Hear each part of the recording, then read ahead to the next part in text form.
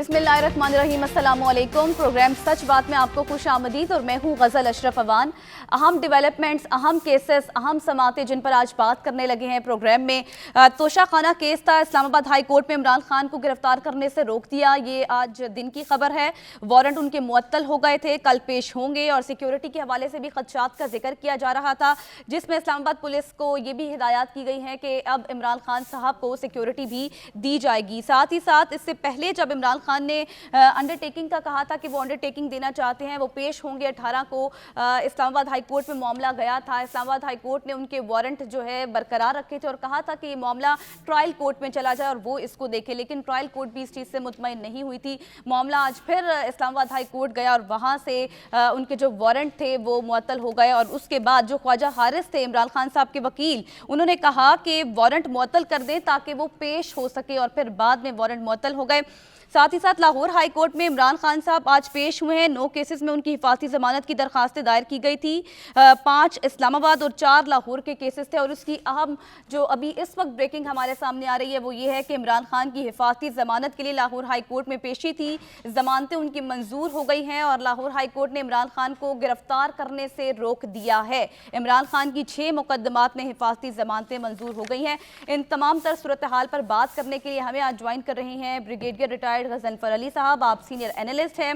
मोहसिन रजा खान साहब हमें स्टूडियो में ज्वाइन करेंगे, आप भी सीनियर एनालिस्ट हैं। साथ ही साथ हमें ज्वाइन कर रहे हैं शुहेब शाहीन साहब, आप सीनियर एनालिस्ट भी हैं और लॉ एक्सपर्ट भी हैं। साथ ही साथ फैसल चौधरी साहब हमें ज्वाइन कर रहे हैं, सीनियर एनालिस्ट हैं, लॉ एक्सपर्ट हैं। फैसल चौधरी साहब, बहुत शुक्रिया आपके वक्त का। कहिएगा, अदालत ने बहुत बार रिलीफ दिया इमरान खान साहब को, बात मान ली गई, अब कल पेश होने का कहा है। इमरान खान साहब अब बात मानेंगे, पेश हो जाएंगे कल? जी डेफिनेटली, अगर वो जो अंडरटेकिंग उन्होंने दी है उसको बिल्कुल वो अबाइड बाय भी करेंगे। देखिए, खान साहब का जो पेशियों का ये मामला है, इसको बड़ा अजीबोगरीब रंग दिया गया था जब तक उन पे असैसिनेशन अटैक नहीं हुआ था वजीराबाद। वो हर केस में ये पेश हुए। बल्कि मैं आपको एक बात याद करा देता हूँ कि जिस दिन जज जेबा की कोर्ट में गए थे खान साहब, उस दिन भी इन्हीं के जज साहब के पास पेशी थी। और जज जेबा की जो कोर्ट है वो इसको उसकी बैक के ऊपर जफर साहब ये कोर्ट है, तो इसमें वो पेश होते रहे, F8 में भी पेश होते रहे। अब जो इशू ये था और वो है, वो भी कल भी ये बड़ा कंसर्न है। F8 जो है वो बड़ा एक इस किस्म का कॉम्प्लेक्स है कि जिसमें छोटी गलियां हैं और इसके ऊपर जो सिक्योरिटी का इशू है वो बहुत शदीद है। माजी में भी हमारे वकला भी शहीद हुए, एक जज साहब भी शहीद हुए, पुलिस वाले भी शहीद हुए, यहाँ पे ब्लास्ट भी हुआ है, यहाँ पे हमला करने के चांसेस बहुत ज्यादा है। तो वल्नरेबिलिटी जो है उनकी, और इसके साथ साथ आप एक ये भी याद रखिए कि इमरान खान साहब की अकेली वल्नरेबिलिटी नहीं है, ये वल्नरेबिलिटी फिर जो वहाँ पे लिटिगेंट्स हैं, वहाँ पे जो कोर्ट का अमला है, वकला है, या मतलब इवन जो एहलकार सिक्योरिटी के हैं, ये सब फिर उनके ऊपर भी आता है। तो वो जहन में रखते हुए वो ये एक हम ऑथेंटिक रिपोर्ट इवन आज भी ट्वीट्स हुई हैं कि सिक्योरिटी थ्रेट का जो है, उनका जो हमले का खतरा मौजूद है। इसीलिए इस्लामाबाद हाई कोर्ट ने अपने ऑर्डर में ये लिखा है कि आप एडिक्वेट सिक्योरिटी देंगे। आईजी को उन्होंने ये डायरेक्शन दिया है। सिक्योरिटी दे देगी, सिक्योरिटी फराहम की जाएगी, आपको लगता है दी जाएगी सिक्योरिटी? सिक्योरिटी तो दी जाएगी। अगर सिक्योरिटी नहीं दी जाएगी तो आप देखें ना, अगर इमरान खान साहब को जो को सिक्योरिटी नहीं देनी, उसकी उनकी जिम्मेदारी, अगर आपको याद हो जी, मियां नवाज शरीफ साहब की जो सिक्योरिटी के लिए जस्टिस अतर मडल्ला साहब ने एफिडेविट मांगा था उस वक्त पंजाब गवर्नमेंट, मैं खुद उस वक्त पंजाब गवर्नमेंट का वकील था। वो रिट पिटीशन में जिम्मेदारी जो है वो दी थी डिस्ट्रिक्ट एडमिन को और चेयरमैन नैब को, और उसके साथ साथ वजीर आला और वजीर आजम की वहाँ से उनकी यकीन दहानी जो है वो ली गई। तो इस इमरान खान साहब की सिक्योरिटी का कोई जो मसला है वो जिम्मेदारी है वजीर आजम शहबाज शरीफ की, राना सनाउल्लाह की, उनकी बाहिफाजत पेशी, उनकी जान की हिफाजत, उनके 7 लोगों की रखवाली, ये डिस्ट्रिक्ट एडमिन की और स्टेट ऑपरेटर्स की जिम्मेदारी है। अगर उनको कोई गुजन पहुंचता है तो इसकी जिम्मेदारी स्टेट वे जो है वो हुकूमत वक्त पे होगी। बिल्कुल, अदालत ने ये कहा है कि अगर नहीं दी जाती, नहीं पेश होते तो फिर जो है ये सारा कुछ जो है वो अंडरटेकिंग की बुनियाद पर हो रहा है, वरना तो इन्हें अदालत होगी। शुएब शाहीन साहब, मुझे आप कहिएगा कि इलेक्शन कमीशन ने अदालत को जब ये सारा मामला शुरू हुआ था तो करप्ट प्रैक्टिसेस का ट्रायल और सेक्शन 167 और 173 के तहत सजा देने की इस्तदा की थी। अब कल पेश होना है, कल चार्जशीट फर्द जुर्म आयद होनी है। अगर इन दोनों दफात के तहत जुर्म साबित हो जाता है तो फिर क्या सजा हो सकती है? ताहयात नहली होगी, जेल होगी, क्या होगा? देखिए, पहली बात तो यह है कि कल तो प्रोसेस होगा, फर्द जुर्म आयद होगा, उसके बाद एविडेंस आएगी और उस एविडेंस के ऊपर फिर जिरा होगी फ्रॉम दी एक्यूज साइड, जो डिफेंस की साइड होती है। फिर इनको मौका मिलेगा कि ये अपनी डिफेंस में जो विटनेसेस या जो एविडेंस लाना चाहें तो वो ला सकते हैं। उसके बाद फिर उसके ऊपर सजा व जजा का फैसला होगा, जिसकी मैक्सिमम सजा जो है वो 3 साल या मतलब उसके राउंड अबाउट है। तो मेरा नहीं ख्याल कि ये केस इसमें कोई जान है या इसमें कोई ऐसी बात है कि जिसको हम कहें कि on the face of it ये सजा की तरफ जाने वाला है। ये तो आज रिपोर्ट आ गई है कि 94 FIR हैं। अब ये तो इस्तगासा है, इसकी तो कोई एज सच इतनी वैल्यू नहीं है जिसकी सजा 3 साल है, बल्कि गद्दारी के मुकदमात, दहशतगर्दी के मुकदमात जिसमें इससे ज्यादा सजाएं हैं और बहुत ज्यादा सजाएं हैं, तो उन सब के खिलाफ ज़ाहिर इनको डिफेंड करना है और इन्होंने अपने डिफेंस के लिए लॉयर्स के जरिए पेश होंगे और उनमें जमानतें भी हुई हैं किसी में और बाद में अभी जारी है। तो मैं नहीं समझता कि ये चूंकि सारे पॉलिटिकली विक्टिमाइजेशन के केसेस हैं, अब तोशा खाना का जो कट्टा चट्टा आप सामने खुल के आया है, ये तो भी 2002 से ऑनवर्ड आया है। जब ये 88 से ऑनवर्ड आएगा, जिसमें इन्होंने मजीद क्या क्या गुल खिलाए हैं नवाज शरीफ फैमिली ने या जरदारी फैमिली ने, अभी तक तो उसका रिकॉर्ड आना बाकी है। जब वो आ जाएगा तो मेरा नहीं ख्याल कि कोई इस तोशा खाना के केस को कुछ संजीदगी से लेगा या इसके अंदर कोई सीरियसनेस बाकी रहेगी। और उसके बाद फिर हम असेस और इवेल्युएट करने की पोजीशन में होंगे कि कौन किस पलड़े में है। असल में पॉलिटिकली विक्टिमाइज करके वो इनको बिजी रखना चाहते हैं, जो हमारी PDM की तमाम पॉलिटिकल पार्टीज हैं, और इंटरम सेटअप तो वो इनसे भी 2 कदम आगे चला गया, जिसको कहते हैं ना शाह से ज्यादा शाह का वफादार बन जाना। और हमारी एस्टेब्लिशमेंट, मेरा ख्याल है कि अब जो परसों जो रियासत के साथ एक मोहब्बत का रिश्ता आवाम का होता है, जब वो टूटता हुआ नजर आया, और जिस तरह रेंजर्स और जिस तरह पुलिस पूरे पंजाब की इस्लामाबाद पुलिस चढ़ दौड़ी एक शख्स को गिरफ्तार करने के लिए, जबकि उसके साथ वही उसी तरह का सर, जैसे ये आपने बात भी की है, तो जैसे इम्प्लीमेंट करवाया जा रहा था पुलिस की तरफ से, ऐसे इम्प्लीमेंट करवाया जा सकता है? ऐसे कानून में कुछ है इस हवाले से? पाकिस्तान की तारीख का ये पहला वाक़या है कि जिसके ऊपर हजारों की तादाद में हेलीकॉप्टर्स, आंसू gas, shelling, tanks, mobile jammers, rangers, Punjab police, Islamabad police एक वारंट ऑफ अरेस्ट एग्जीक्यूट करने जा रही है। Same kind of warrant of arrest है गुजरावाला की दहशतगर्दी की अदालत का अगेंस्ट राना सनाउल्लाह साहब, और राना सनाउल्लाह साहब ने कह दिया कि मैंने कह दिया है कि मैं पेश हो जाऊंगा। ये 3री दफा उनका भी वारंट ऑफ अरेस्ट जारी हुआ है। तो भाई उसने अगर कह दिया है, इसने तो लिख के अंडरटेकिंग दी है कि मैं पेश हो जाऊंगा, तो फर्क क्या है? जब रियासत माँ का दर्जा रखती है, जब वो अपने इंडिविजुअल्स के दरमियान ट्रस्ट, मोहब्बत और उसके दरमियान एहतराम का रिश्ता खो देती है ना, तो फिर लोग पब्लिक रियासत का एहतराम करना छोड़ देते हैं।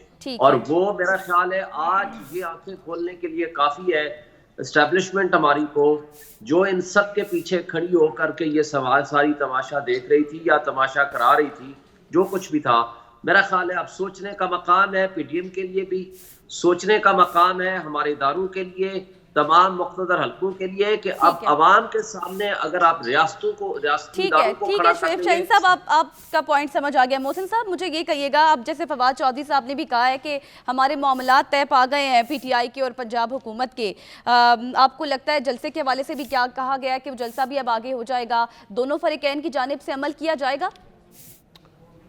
मैं समझता हूँ कि ये बड़ा अच्छा काम हुआ है, लेकिन इसको इमरान खान तक महदूद नहीं होना चाहिए।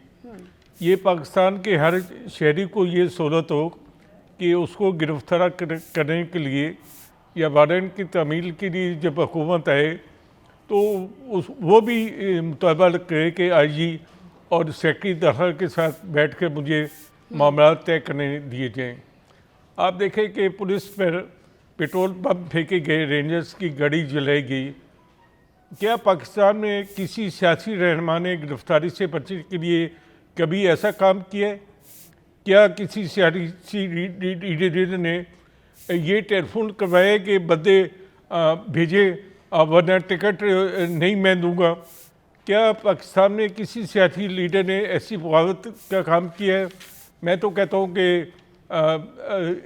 वक्त गुजरने के साथ जब ऐसे वाक़यात पेश आते हैं और उनका हम मुआवजा करते हैं तो मैं समझता हूँ कि हम आसिफ अली जरदारी के बारे में बहुत कुछ कहते हैं, उनकी करप्शन के बारे में, उनकी बैड गवर्नेंस के बारे में, लेकिन आप देखें कि मुकदमा बेनज़ीर भुट्टो की शहादत के बाद जब पीपल्स पार्टी के जैलों ने पाकिस्तान के ख़िलाफ़ नारे लगाए तो आसिफ अली जरदारी थे कि जिन्होंने पाकिस्तान खप्पे का नारा दिया और वो सब जो था बैठ गया।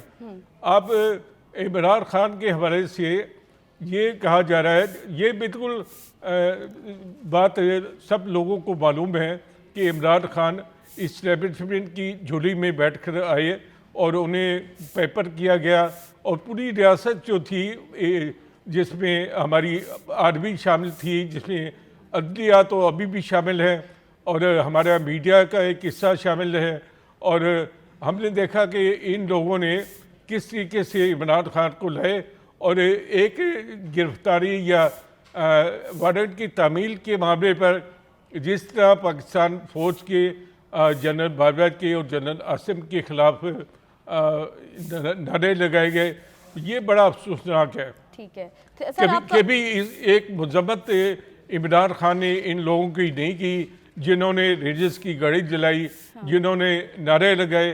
तो आप देखें कि क्या हम तवक्को करेंगे कि इमरान खान साहब जब आएंगे तो इदारों की क्या भुगत रहेगी? यानी कि सबको इस चीज़ का सोचना चाहिए और सबका एहतसाब होना चाहिए। कल अदालती हुक्म के बावजूद अब गिरफ्तारी अगर अदालत ये कह देती है कि इमरान खान को गिरफ्तार होना चाहिए तो क्या इमरान खान साहब गिरफ्तारी देंगे? इस पर मैं गजनफर अली साहब का भी पॉइंट लूँगी, लेकिन एक ब्रेक के बाद साथ रहिएगा।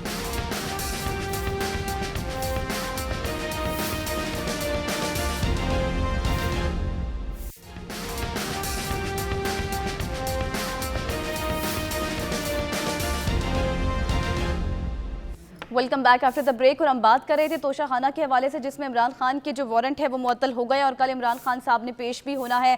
ब्रिगेडियर साहब आप हमारे साथ मौजूद हैं, मैं आपका पॉइंट इस पर लेना चाहूँगी।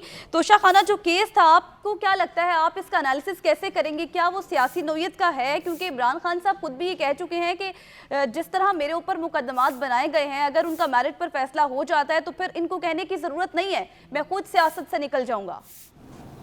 बात सोचने की यहाँ पे ये होती है, और आज की तारीख में जब आप देखते हैं कि क्या पाकिस्तान की तारीख में कोई ऐसा लीडर गुजरा है? बेनज़ीर भुट्टो बहुत बड़ी लीडर थी, आसिफ जरदारी तो खैर लीडर शीडर नहीं है, और उसके बाद अपना नवाज शरीफ साहब गुजरे और बहुत सारे लोग गुजरे जिनको लोग प्यार करते चाहते थे, उनके साथ रहना चाहते थे। आज तक किसी लीडर के ऊपर 75 या 85 मुकदमात बने? क्या आपको पाकिस्तान की तारीख में ये नजर आता है कि एक शख्स के ऊपर, एक जुर्म के लिए, एक सियासतदान के ऊपर एक जुर्म के लिए 10 जगह पर मुकदमात बनाए गए? यहाँ पे जरदारी भुट्टो का भी दौर गुजरा, बहुत बड़े आदमी थे, उनके खिलाफ मूवमेंट चली, उन्होंने पाकिस्तान को कितनी कैपेबिलिटी दी, न्यूक्लियर कैपेबिलिटी दी। उसके बाद उनके ऊपर एक मुकदमा बना जिसमें उनको जुडिशियल मर्डर हो गया उनका। उसके बाद कौन सा ऐसा लीडर है जिसके ऊपर एक जुर्म के ऊपर 25 जगहों पे मुकदमात बने? ये एक नई तारीख रकम हुई है 1 से 1 साल के अंदर, जिसमें आप देख रही हैं कि कानून का मजाक, आइन का खिलवाड़ और हर चीज को तहो नाश करके रख दिया गया। जब आप ये कहते हैं कि इमरान खान के खिलाफ ये किया, इमरान खान ने ये किया, तो आप मुझे बताइए कि आज तक किसी के ऊपर वारंट सर्व करने के लिए 8000 पुलिस वाले या 4000 पुलिस वाले, 5000 पुलिस वाले भेजे गए? आज तक पाकिस्तान की तारीख में आपने किसी पुलिस अफसर को ये कहते सुना कि अवाम हमारे दुश्मन है? उनको मारना, उनके ऊपर हमला करना, ये क्या चीजें?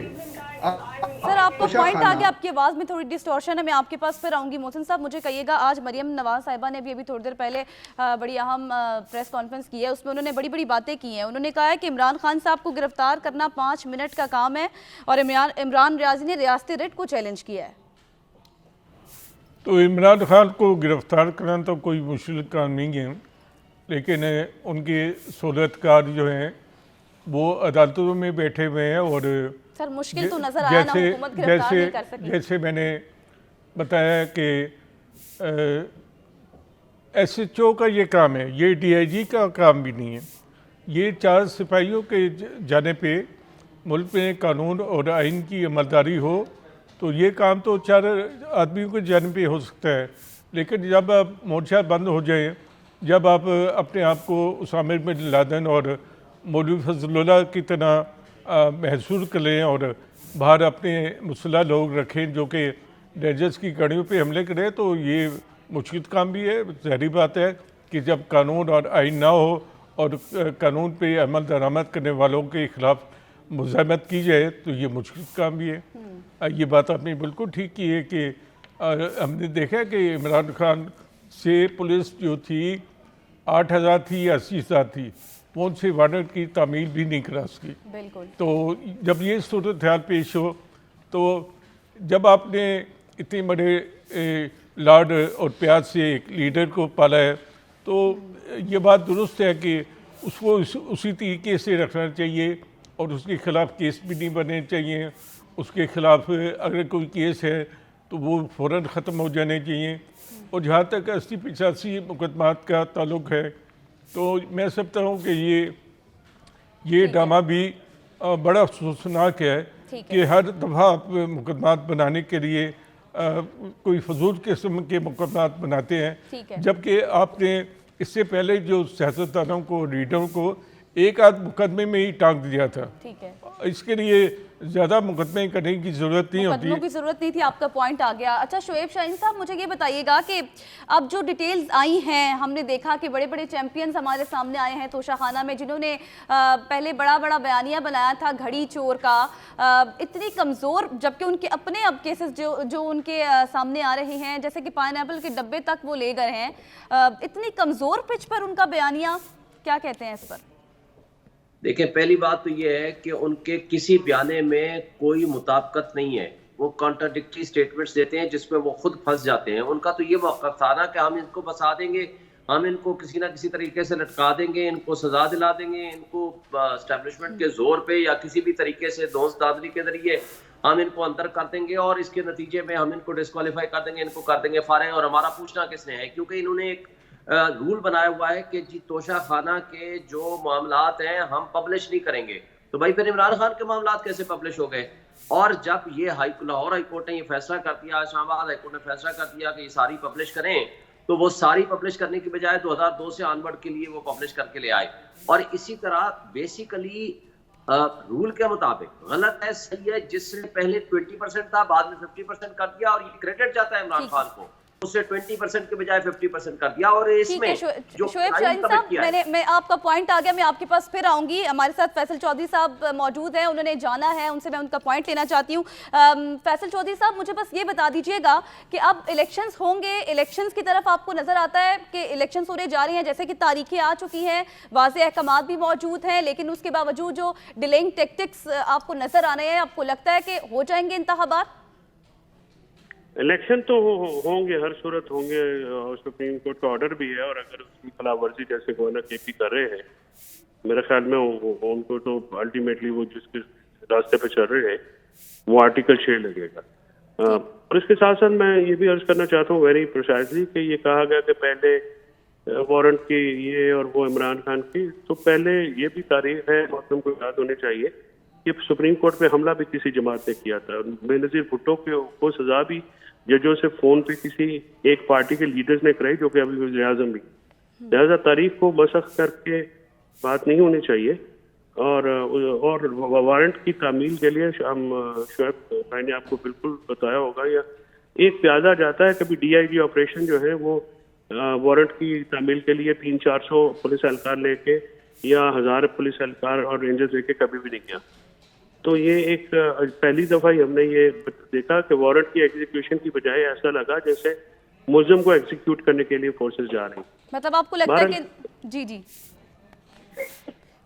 जी फरमाइए सर, अब जैसे कि हमने देखा है कि इलेक्शन कमीशन उसे वाज़े अहकामात है और उन्हें फैसला आया था और उसमें कहा गया था कि तमाम जो इदारे हैं वो इलेक्शन कमीशन को मामलत फराहम करेंगे इलेक्शंस के हवाले से, लेकिन अब फंड्स की बात की जा रही है, सिक्योरिटी की बात की जा रही है, जो सारा कुछ नज़र आ रहा है। इमरान खान की वन लाइन स्ट्रगल पहले दिन से ये थी आम इंतखाबात के हवाले से, उन्होंने लॉन्ग मार्च किए, गोली खाई, 2 असम्बलियाँ तहलील की, कारकुनान पर तशद्दुद हुआ, लेकिन अब नज़र आ रहा है आपको इंतखाबात के हवाले से जिस तरह के इदारे कह रहे हैं कि ना ही सिक्योरिटी है ना ही फंड्स हैं, इलेक्शन कमीशन ने तो अपना काम कर दिया, फिर उसके बाद इंप्लीमेंट कौन करवाएगा? अगर उनको तलब किया जाता है इलेक्शन कमीशन तो कह देगा कि हमने अपनी जिम्मेदारी पूरी कर दी।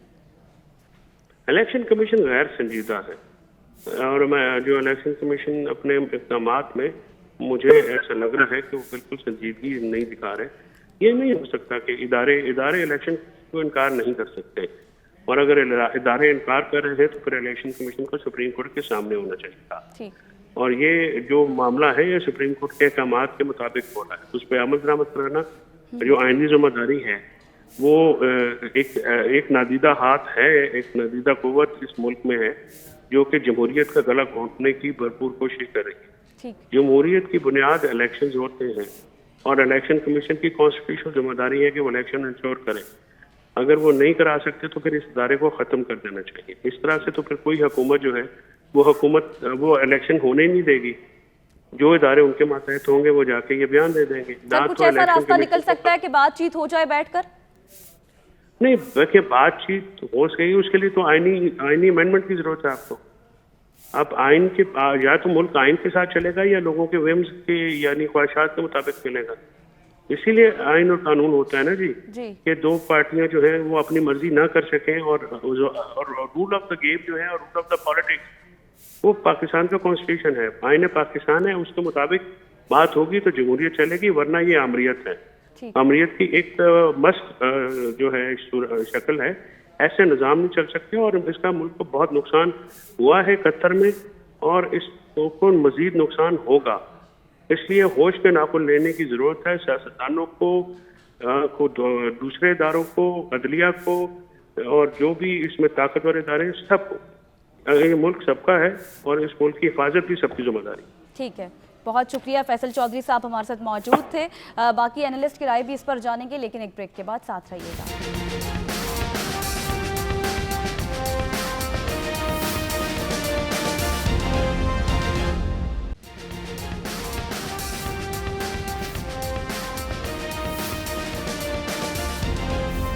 Welcome back after the break. और हम ब्रेक से पहले बात कर रहे थे इलेक्शंस के हवाले से और इमरान खान की पेशी के हवाले से। मरियम नवाज साहिबा ने जी लाहौर के 3 हलकों और गुजरांवाला के 1 हलके से पंजाब असम्बली का इलेक्शन लड़ने का फैसला कर लिया है। कागजात नामजदगी भी जमा करवा दिए गए हैं। ब्रिगेडियर साहब, मुझे बताइएगा कि पार्टी को मुतहरिक रखने में अब मरियम नवाज साहिबा कामयाब हो जाएंगी बतौर चीफ ऑर्गेनाइजर? ये उनका इम्तिहान है पहला? नहीं, उनका इम्तिहान पहला तो नहीं है, वो तो बहुत सारे इम्तिहानों से पहले गुजर चुकी हैं। एक इलेक्शंस में ना सर, वो इलेक्शन में भी मैं कह रहा हूँ कि जिस तरह उन्होंने पार्टी को जो ऑर्गेनाइज करने की बात, अब वो मुस्लिम लीग नून का प्रोएक्टिव है, वो उन्होंने उनको दिया है वो ऑर्गेनाइज करें, लेकिन उसके अंदर जो चीज़ें हैं जैसे बहुत सारे लोगों की जो स्टेटमेंट आई है दरमियान में, वो कोई कोलैबोरेटिव नहीं है उनकी एफर्ट्स के साथ। बहरहाल ये तो एक पॉलिटिकल चीज़ होती है जो चल रही होती है, लेकिन जो कुछ वो कहती हैं वो सच्चाई पे मबनी नहीं होता, वो चीज़ को मैनिपुलेट करती हैं, गलत बात करती है।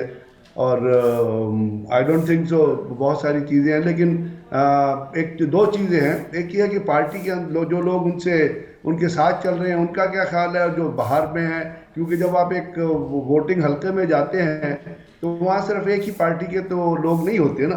तो अब जो नज़र आ रहा है, जिस तरह PTI ने 37 में से 30 इलेक्शन तो जीते हैं, तो ट्रेंड तो कुछ किसी और तरफ नजर आ रहा है। बाहर अगर इलेक्शन होंगे तो वो ट्रेंड क्लियर होगा, लेकिन मुझे नहीं लगता कि इलेक्शन होंगे। इसलिए कि इन्होंने कुछ और लॉजिक क्रिएट कर लेना है। अब जैसे मर्दमशुमारी के लिए पैसा सेंक्शन कर दिया है, अभी अदालत में जाएंगे जी मर्दमशुमारी हो रही है तो हम तो इलेक्शन नहीं करा सकते।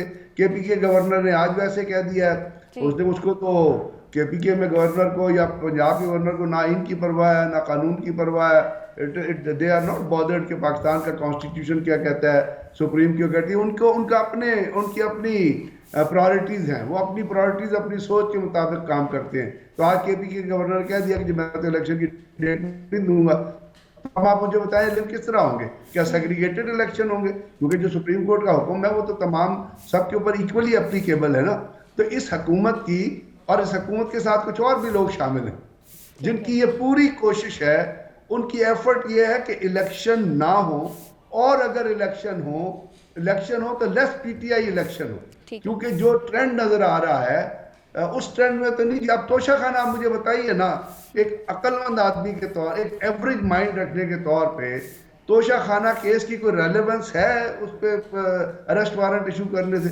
तोशा खाना में मतलब है आसिफ जरदारी ने गाड़ियां ली, उस शख्स ने रिपोर्ट ही नहीं की तोशा खाना को कि मैंने गाड़ियां ली है। नवाज शरीफ ने गाड़ी ली when he was not the party holder, उसके पास कोई ओहदा ही नहीं था।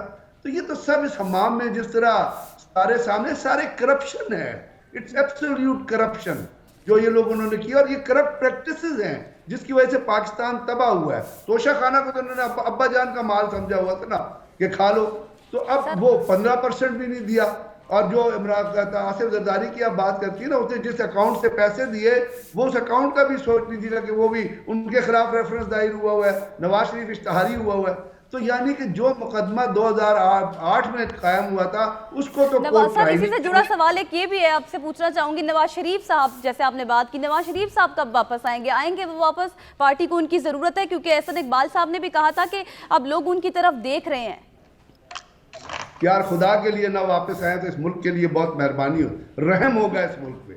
नवाज शरीफ मुजरिम है, गलत सर्टिफिकेट दे के गया हुआ है, 50 रुपए के जो वो अपना श्योरिटी बॉन्ड है या वो क्या है उसके ऊपर वो गया हुआ है। अब उसको ट्राई करें ना, जिसने कहा था वो आएगा, और वो आप रोज आ रहे तो वो हैरिट्स में बैठा होता है, लंदन की सड़कों पे वो फिर रहा होता है, तो वो कहते हैं वो बीमार है। तो वो जो सच ही नहीं बोल सकते, जिनके अंदर मॉरल करेज ही नहीं है अपनी चीज को एक्सेप्ट करने की, वो इस मुल्क से बाहर ही रहे तो इस मुल्क के लिए बहुत एहसान होगा इस मुल्क का, क्योंकि बाकी बहुत काफी है यहाँ पे काम करने के लिए। जो हमारा पॉलिटिकल कल्चर इस दफा कन्फ्रंटेटिव कल्चर हुआ है, क्या इससे पहले पाकिस्तान में ये चीजें आपको नजर आई थी? तो बात ये है कि हम एक तरफ तो बात करते हैं कि जी वो अपना ये चीज क्यों हो रही है। मैं सिर्फ एक बात, मेरा सिर्फ एक थीसिस है, मैं सिर्फ एक चीज सोचता हूँ कि क्या 85 मुकदमों का लॉजिक है? अगर आप इमरान खान को आउट करना चाहते हैं या नहीं चाहते कि वो सियासत में आए, नहीं चाहते कि वो तो भाई एक दो लगे उसमें सजा दे दे। ये तो पाकिस्तान का मजाक है ना। आप जरा खुद, आप तो मीडिया देखती हैं, आप इंटरनेशनल मीडिया देख लीजिए वो हमारे बारे में क्या कह रहा है, आप इंडियन मीडिया देखिए वो हमारे मेरे और आपके पर खच्चे उड़ा रहा है, वो मुझे और आपको बदनाम कर रहा है। इन लोगों को तो बदनामी से कोई फर्क नहीं पड़ता। ठीक है, मतलब आप समझते हैं आपको इंतखाबात होते हुए नजर नहीं आ रहे। ठीक है, शुएब शाहीन साहब मुझे बताइएगा, जैसे कि ब्रिगेडियर साहब ने भी कहा है कि उनको इलेक्शंस होते हुए नजर नहीं आते, मुस्लिम लीग नून के पास क्या बयानिया है, किस बयानिए के साथ वो जाएगी अवाम के पास? इन्फ्लेशन बढ़ रही है, महंगाई बढ़ गई है, मुआहदा IMF के साथ हो नहीं रहा, क्या लगता है आपको?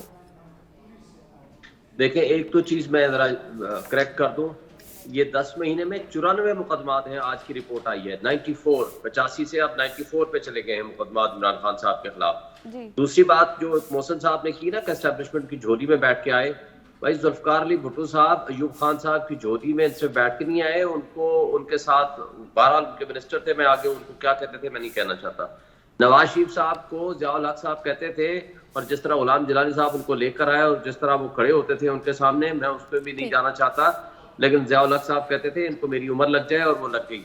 लिहाजा वो असल में एस्टेब्लिशमेंट की पैदावार है, उनकी गोद में बैठ के आए, इमरान खान साहब के साथ पब्लिक एट लार्ज खड़ी है। अब मैं जाता हूँ आगे, देखें तैयब अर्दगान की हुकूमत का तख्ता उल्टा गया तो पब्लिक बाहर आई, उन्होंने जब ये देखा कि यहाँ ज्यादती हो रही है तो फिर लोग खड़े होते हैं, और इसी तरह हुआ आज से 2 दिन पहले। अब मैं आता हूँ कि इलेक्शन देखें, अमेरिका में सिविल वार थी, इलेक्शन हुए, बरतानिया में जंग थी, इलेक्शंस हुए। आज तुर्की में बदतरीन हालात हैं उनके।